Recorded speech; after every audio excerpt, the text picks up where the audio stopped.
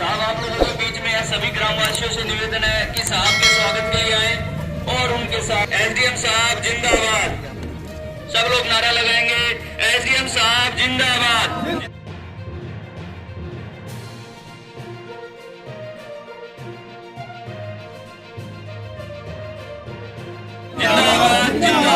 SDM साहब जिंदाबाद जिंदाबाद जिंदाबाद। एसडीएम साहब आगे बढ़ो, हम तुम्हारे साथ हैं। एसडीएम साहब आगे बढ़ो, हम तुम्हारे साथ हैं। साहब आप लोगों के बीच में है और सब लोग साहब के स्वागत के लिए शांति के साथ साहब का स्वागत करें। आप लोगों के बीच में एसडीएम साहब।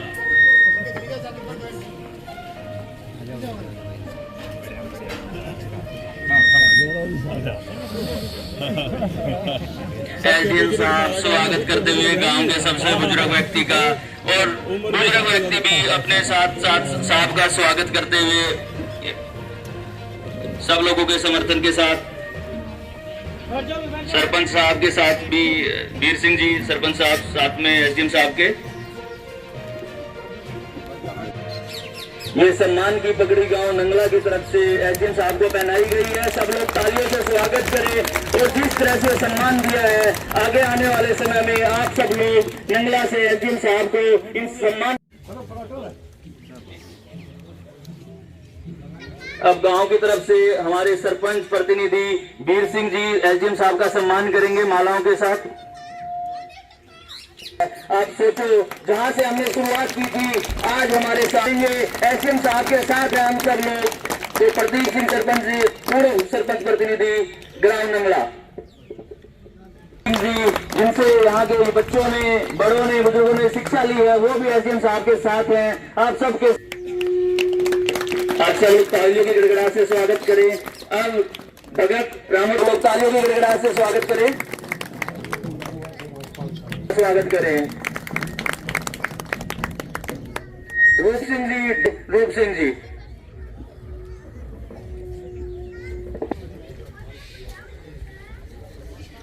गुलजारी जी अब एसडीएम साहब का स्वागत के लिए आए। गुलजारी जी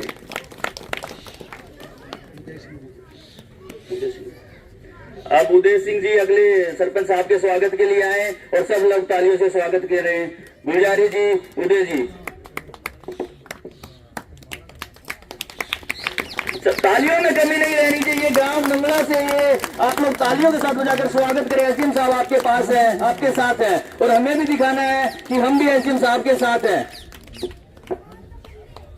जी एसडीएम साहब के सम्मान में सतीश पारिक जी के सम्मान में आएंगे। हवा सिंह जी एसडीएम साहब का सम्मान करें। हवा सिंह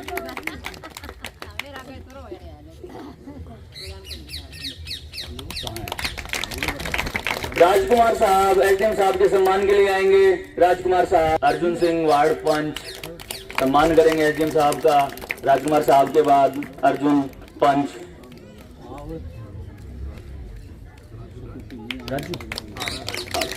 अब राजकुमार सिंह जी ढाणी खेत सिंह से एसडीएम साहब का सम्मान करेंगे। ढाणी खेत सिंह सब लोग तालियों से स्वागत करें। अब जय सिंह डाबला जी स्वागत करेंगे एसडीएम साहब का। जय सिंह जी सब लोग तालियों से गड़गड़ाहट के साथ समर्थन दें। सुंदर सिंह जी स्वागत करेंगे एसडीएम साहब का। उमेश जी स्वागत करेंगे एसडीएम साहब का। उमेश जी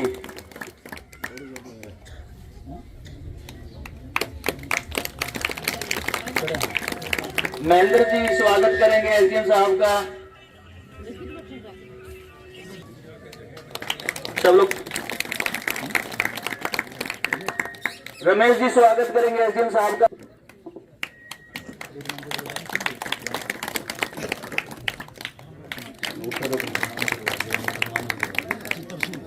चितर सिंह जी एसडीएम साहब का स्वागत करेंगे। चितर सिंह जी स्वागत करेंगे एसडीएम साहब का। विजय जी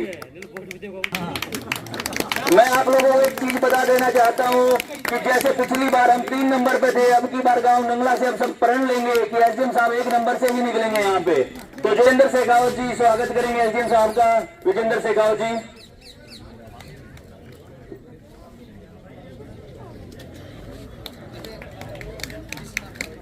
बिशन सिंह जी स्वागत करेंगे एसडीएम साहब का। बिशन सिंह जी,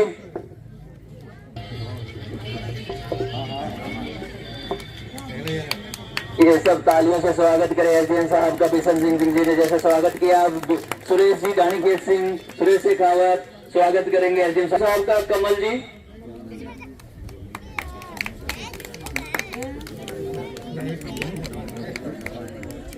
नागर जी स्वागत करेंगे एसडीएम साहब का। नागर जी, विजेंद्र जी स्वागत करेंगे एसडीएम साहब का। विजेंद्र दुकानदार जी कर चुके हैं। विजेंद्र दुकानदार जी पहले स्वागत कर चुके हैं। नागर जी स्वागत करते हुए एसडीएम साहब का। और सभी हमारे बुजुर्ग युवा सब इस कड़ी में साझेदार हैं, सब एसडीएम साहब के साथ हैं। पुरुषोत्तम मिस्त्री जी सतनाली के बाद से एसडीएम साहब का स्वागत करें।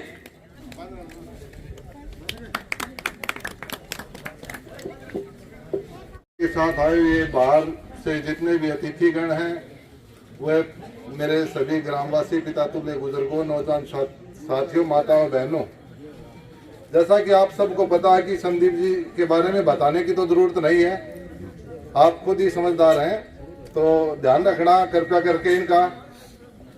बस अपनी वाणी को विराम देना चाहूंगा। संभालते ही सीट पे बैठते ही वो बोर्ड देखा और उस बोर्ड को तुरंत हटाया और उस पे लिखवाया कि जो आए वो मिलके जाए एक बार कम से कम। और शुरू से इन्होंने अपनी कर्म भूमि बनाई महेंद्रगढ़ को। जब एसडीएम थे तब से लेके आज तक बहुत पूरा हरियाणा है, कहीं भी अपनी रिजर्व सीट लेके कर सकते थे। इनकी जन्मभूमि है लुहारू अपने साथ में, इन्होंने वहां न चुन के लुहारू को छोड़ के सिर्फ महेंद्रगढ़ को ही अपनी कर्म क्षेत्र बनाया। अपने कार्य करने की शैली शुरू से ही इन्होंने सोचा कि महेंद्रगढ़ सबसे पिछड़ा हुआ इलाका है, क्योंकि ये पूरा हरियाणा में घूम के आए थे, पूरा देश देखा था। महेंद्रगढ़ डिस्ट्रिक्ट काम नारनौल में इन्होंने इस बात को नोट किया और उन्होंने मन में ठान ली उसी दिन जिस दिन इन्होंने यहाँ ज्वाइनिंग की थी एसडीएम के पद पे, कि महेंद्रगढ़ को मैं एक विकास और अग्रणी डिस्ट्रिक्ट बनाऊंगा स्टेट में।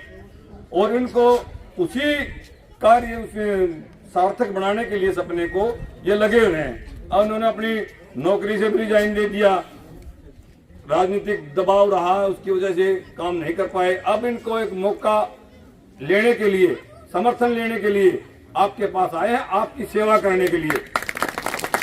और हमारा भी फर्ज है कि आप पिछले 15-20 साल से देख रहे हो, 20 साल से लगातार इनकी छवि एसडीएम पद रहते हुए भी अब ये प्रतिनिधि बन के आए हैं, तो उसके बारे में भी आप विचार करें, सोच विचार के, बिल्कुल सबको देख के। आपने उनको भी देखा है, इनको भी देखा है, एक मौका, एक बार कम से कम सेवा का मौका दे।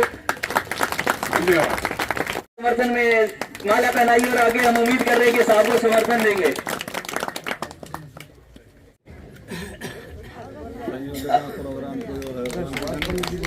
अब स्वागत करेंगे, प्रोग्राम से स्वागत करेंगे एसडीएम साहब का। तालियों से स्वागत कीजिए एसडीएम साहब का।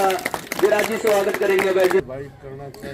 कोई जो स्वागत करना चाहता है एसडीएम साहब का वो आ सकते हैं, मिल सकते हैं। इसके लिए तैयार है बलबीर जी, सब तालियों से स्वागत कीजिए। आपके बीच है एसडीएम साहब।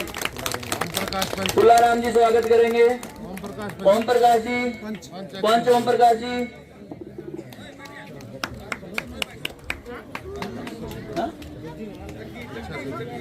जगदीश जी स्वागत करेंगे एसडीएम साहब का। संजू भगत जी एसडीएम साहब के स्वागत के लिए आए। संजू भगत जी, सुबे जी, नंगला ढानी, सब लोग मिले यहाँ पे। ये वो नेता है जो आपके नेता नहीं है, ये आपके ही हैं। ये नेता बने ही नहीं, आपके लिए ही है यहाँ पे। वो नेता नहीं है जिनके लिए बीच में 4 सिक्योरिटी वालों से गुजर के जाना पड़ेगा आपको। करण सिंह जी स्वागत करेंगे एसडीएम साहब का।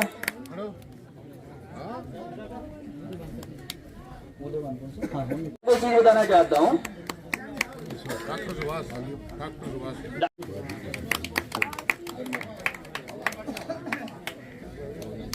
गोलियां मिस्त्री जी के नाम से जो हमारे यहाँ प्रसिद्ध हैं, वो प्लीज स्वागत करें।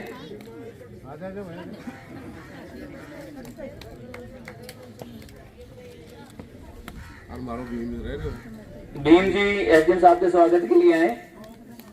एक मामन और है। मामन जी एसडीएम साहब के स्वागत के लिए आए। मामन जी, सुमेर जी स्वागत के लिए आए एसडीएम साहब के। सुमेर जी, मामन जी, आप सब लोग एसडीएम साहब का स्वागत करें। राम जी,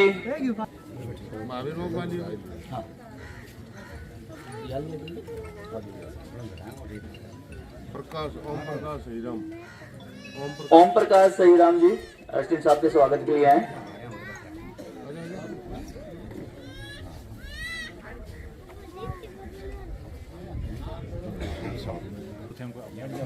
जो युवा साथी हैं वो आगे आए। आप जो पीछे खड़े सब युवा साथी आगे आ जाए।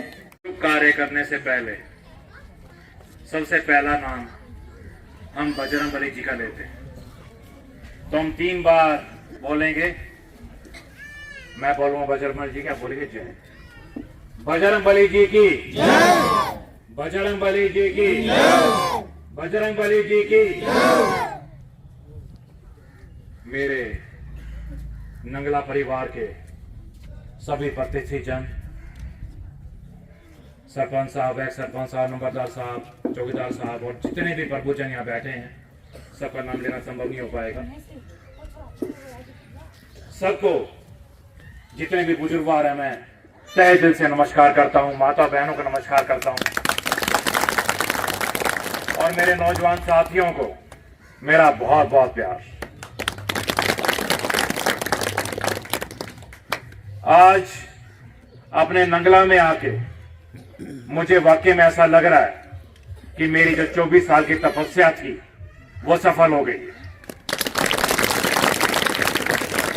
इतना प्यार, इतनापन, अपनापन, इतना लगाव किसको मिल सकता है?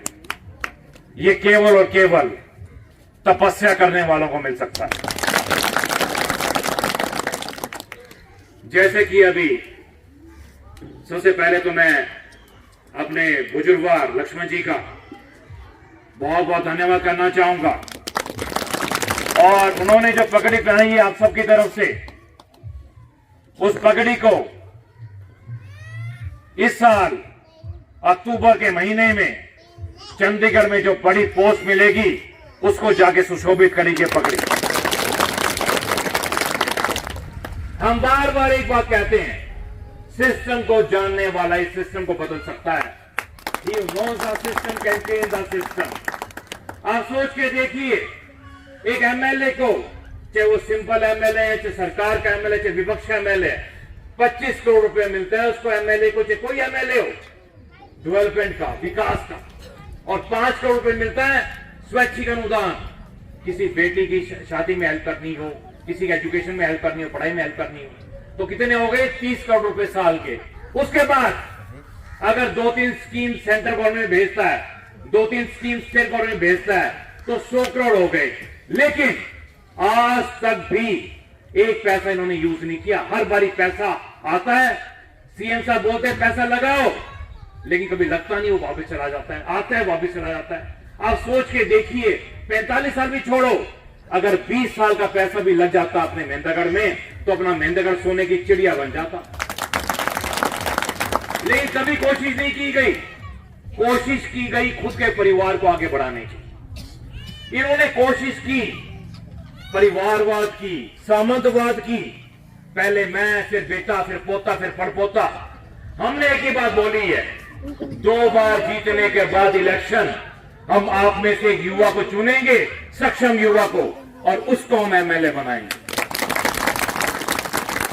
आज तक इन्होंने कभी सोचा नहीं ये बात, केवल अपने बच्चों के लिए। मैं आपसे पूछना चाहता हूं, क्या आप सामंतवाद प्रथा चाहते हैं? क्या आप परिवारवाद चाहते हैं? नहीं ना, नहीं। आप तो चाहते हैं कि आप में से कोई आगे बढ़े, तो वो चीज हम करने जा रहे हैं। पहली बार 45 साल में इनका सिंहासन हिल गया है, इनकी जड़ें हिल चुकी हैं, उन्होंने मान लिया है। अब तो ये चाह रहे हैं कि किसी तरह से इनकी जमानत बच जाए, ये है इनके दिमाग में। लेकिन हमारे परिवार ने फैसला कर लिया है कि इन दोनों की जमानत जब्त करवाएगा हमारा परिवार। मैं माताओं बहनों से पूछना चाहता हूं, बुजुर्गवारों से पूछना चाहता हूं, आपके बच्चे जा रहे हैं बावल, गुड़गांव, रिवाड़ी और उससे भी आगे, 15 से 20 हजार रुपए मिलता है अपने बच्चों को। अगर माताओं बहनों मैं आपसे पूछता हूं कि आपके घर के पास ही, नंगला के पास ही, बिल्कुल साथ ही अगर आपके बेटे को और बेटी को नौकरी मिल जाए 15 से 20 हजार की, तो ज्यादा अच्छा है ना। आज संदीप सिंह ये वचन देके जा रहे हैं आप सभी को, इस साल पावर में आते ही नंगला के पास ही एक उद्योग लगाया जाएगा और उसमें आपके बच्चों को नौकरी मिलेगी। और आप सबको मालूम है मेरे बारे में, हमने आज तक कभी झूठ नहीं बोला है। पूरे 24 साल के कार्यकाल में जब भी हमें मान सम्मान मिलता है, हमने जो बोला सच बोला। हमने कभी नहीं कहा कि मैं कुतुब मीनार ले आएंगे, ताजमहल ले आएंगे। हमने ऐसी बातें ही कही हैं जो हम कर सकते हैं। हमने 36 उद्योग का वायदा किया आप लोगों से, 36 वचन दिए आप लोगों को। ये पूरे 36 उद्योग जब अपने मेहनतगढ़ में स्थापित हो जाएंगे तो मैं आपको गारंटी देता हूं, एक भी बच्चा खाली नहीं घूमेगा।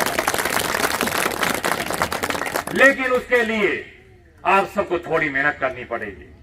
24 साल से मैं तपस्या कर रहा हूं आप लोगों के लिए। आपके पास तो सिर्फ 7-8 महीने ही तो हैं।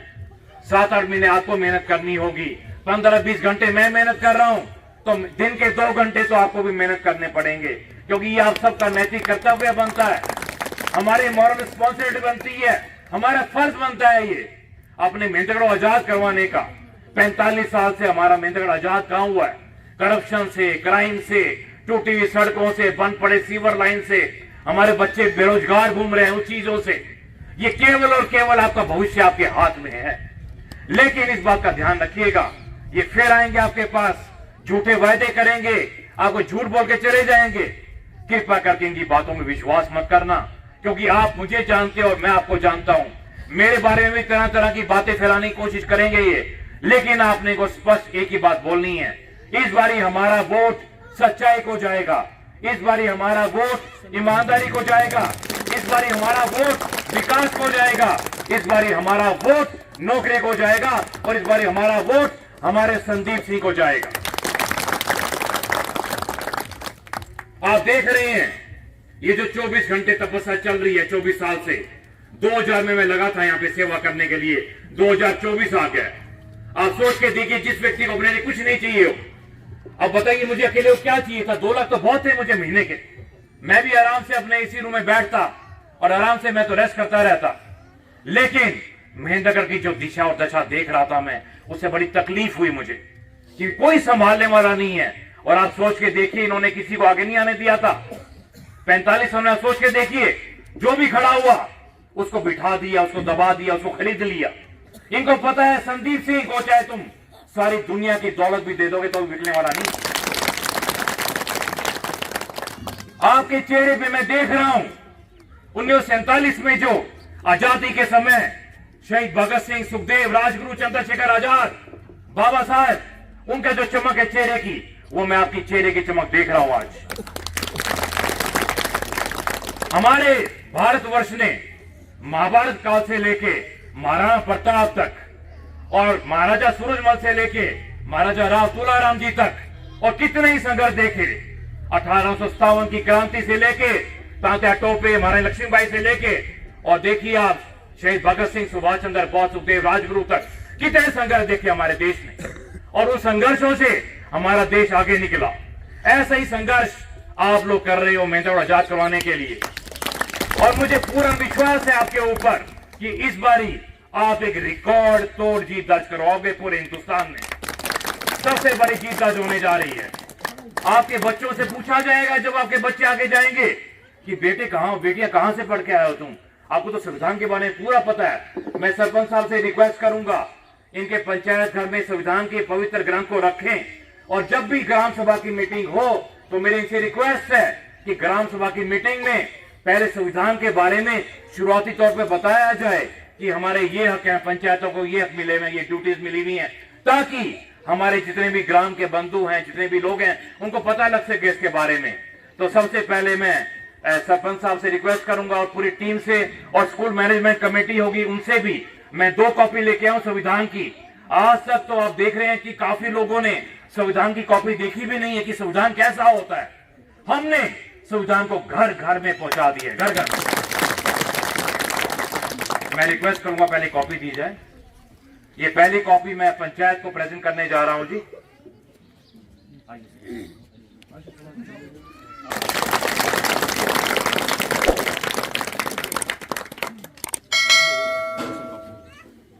स्कूल मैनेजमेंट कमेटी है, उनको आप प्रेजेंट कर दीजिए। आपका स्कूल मैनेजमेंट कमेटी है।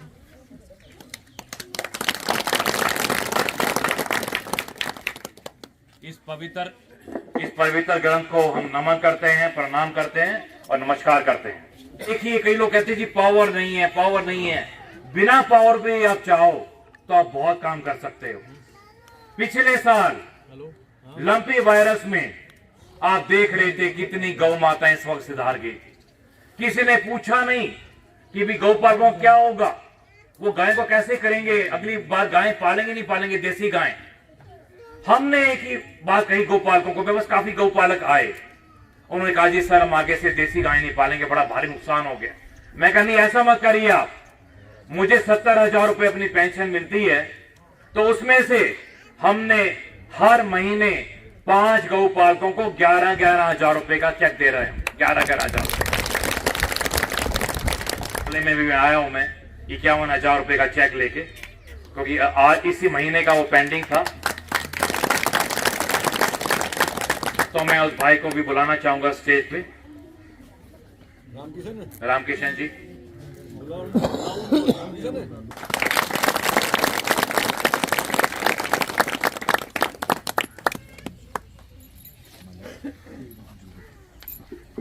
आपने एक चीज देख ली होगी, एसडीएम साहब जो अनाउंसमेंट करते हैं वो पूरी करते हैं। हमारे यहाँ आपने देखा होगा बहुत से नेता आते हैं और बहुत से अनाउंसमेंट करके जाते हैं, मैं ये कर दूंगा, मैं वो कर दूंगा, मैं ऐसे करूंगा, वैसे करूंगा, लेकिन आपकी आंखें उनको तरसती रहती है दोबारा देखने के लिए। वो आपको दिखाई नहीं देंगे, वो देंगे आपको गुड़गांवा। इसलिए आप देख सकते हैं एसडीएम साहब ने जो अनाउंसमेंट की थी आप लोगों के बीच वो पूरी की है। और ये तो जब वो विधायक नहीं है तब कर रहे हैं। आप एक बार इमेजिनेशन करें कि जब वो विधायक बन जाएंगे तो आप लोगों का विकास, आप लोगों का जो उन्नति होनी है गांव की, देश की, समाज की, क्योंकि ये उन सब चीजों से ऊपर उठ चुके हैं। इनको किसी अपने बच्चे के लिए नहीं करना, इनको अपने परिवार के लिए नहीं करना, उनको तो देखना है चाचा का, ताऊ का, बुआ का, बाबा का, इनको नहीं देखना। तो मैं आपसे फिर एक बारी पूछना चाहूंगा, आपके पास ही आपके रिश्तेदार लेके आएंगे इलेक्शन टाइम में, आपके जानकार लेके आएंगे, तरह तरह से भ्रमित करने की कोशिश की जाएगी, तो कृपया करके इनकी बातों में तो नहीं आओगे ना आप लोग।